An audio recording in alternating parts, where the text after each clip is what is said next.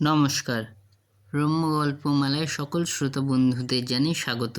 আপনাদের সাথে আমি রম্য মাইতি। আজ শোনাতে চলেছি জাতকের গল্প কুকুরের বুদ্ধি।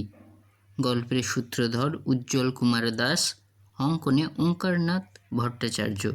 গল্প পাঠে আমি রম্য মাইতি।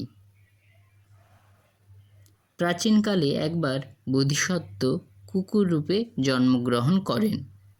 তখন বারাণসী রাজ্যের রাজা ছিলেন ব্রহ্মদত্ত। বোধিসত্ত্ব অন্যান্য কুকুর সঙ্গীদের সঙ্গে শ্মশানে বাস করতেন। একদিন মহারাজ সুসজ্জিত রথে নগর দর্শনে বেরিয়েছেন। রাতের অন্ধকারে ফিরে আসেন, কিন্তু চালককে রথের সাজ খুলে ফেলতে বলতে ভুলে গেলেন। সাজ সমেত রথ বাগানের পাশেই পড়ে রইল।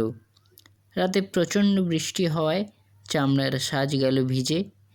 মহারাজের পোষা কুকুরগুলো সেগুলো খাদ্য মনে করে খেয়ে ফেলল।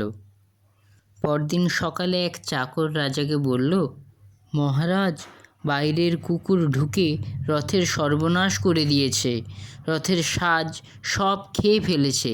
রথটি রাজার খুবই প্রিয় ছিল। তিনি রেগে গিয়ে চিৎকার করে বললেন, সেনাপতিদের এক্ষুনি গিয়ে বলো, আমার আদেশ রাজ্যের যেখানে যত কুকুর আছে সব যেন মেরে ফেলে। মহারাজের হুকুম মতো সেনাবাহিনী পথে ঘাটে বেরিয়ে পড়ল। এক এক করে কুকুর মারতে আরম্ভ করল। প্রাণের ভয়ে একদল কুকুর শ্মশানে হাজির হওয়ায় বোধিসত্ত্ব তাদের প্রশ্ন করলেন, তোমরা হঠাৎ শ্মশানে এলে কেন? সমস্ত কুকুর বোধিসত্ত্বরূপী কুকুরকে বিস্তারিত ঘটনা জানালো।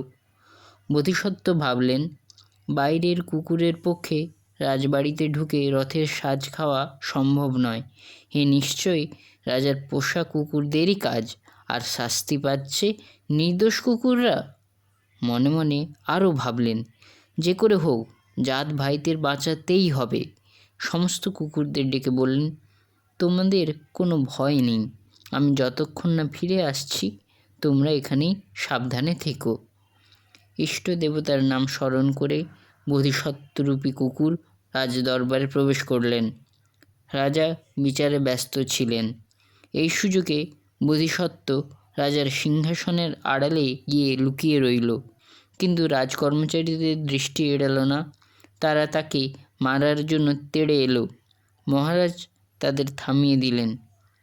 বোধিসত্ত্ব তখন আড়াল থেকে বেরিয়ে মহারাজকে অভিবাদন করে বললেন, মহারাজ, আপনি কি রাজ্যের সমস্ত কুকুর মেরে ফেলবার আদেশ দিয়েছেন? মহারাজ বিরক্ত হয়ে বললেন, হ্যাঁ, ওরা আমার প্রিয় রথের সাজ খেয়ে শেষ করেছে। অপরাধ মার্জনা করবেন মহারাজ।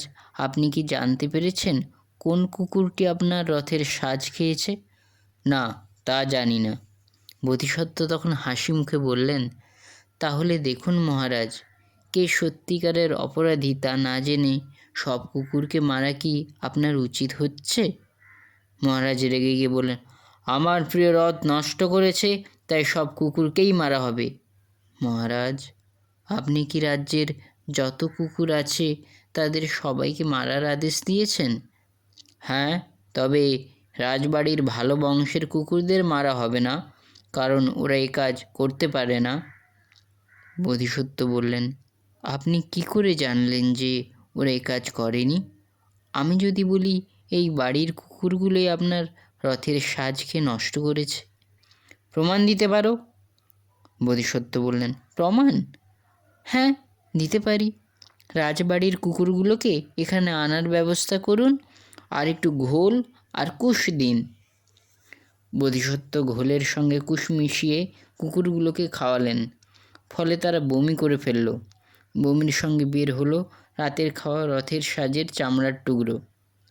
সবাই বোধিসত্ত্বরূপী কুকুরের প্রশংসা করতে লাগলো। রাজা নিজের ভুল বুঝতে পারলেন। সেনাবাহিনীদের কুকুর মারা থেকে বিরত থাকার জন্য আদেশ দিলেন। সব কুকুররা প্রাণে বাঁচল। কেমন লাগলো আজকের এই গল্পটি? কমেন্ট বক্সে অবশ্যই লিখে জানান। গল্পটি ভালো লাগলে লাইক এবং শেয়ার করতে ভুলবেন না। পরবর্তীকালে নিত্য নতুন নানা স্বাদের ভিন্ন স্বাদের গল্প শুনতে এখনই আমার চ্যানেলটি সাবস্ক্রাইব করে আমার পাশে থাকুন। ধন্যবাদ।